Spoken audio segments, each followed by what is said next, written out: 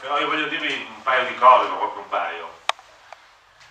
Il ragionier Bertoncello ha avuto modo qualche tempo fa, in occasione della manifestazione al Teatro Nuovo, al Teatro Ikea, come lo chiamo io, all'Ikea Theatre di Portogruaro, di dire che i parlamentari del PDL, non è che siamo tantissimi per Portogruaro, ho l'impressione di essere solo io, purtroppo per voi,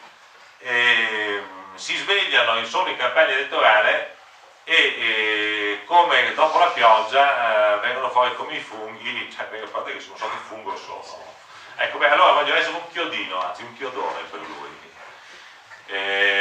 A parte che è una colossale balla, ma il signor sindaco Bertoncello,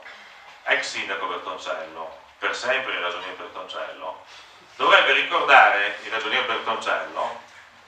dopo essersi asciugato le lacrime del coccodrillo che ha sparso per tutta l'estate e per l'autunno inoltrato, che siamo arrivati al commissariamento di Portogruaro, che adesso sta finendo perché riprenderemo a governare noi con Angelo e con la sua squadra, solo unicamente per colpa sua, per colpa unicamente sua. Non ha avuto le palle, chiedo scusa, la forza, la determinazione di poter fare un gioco diverso,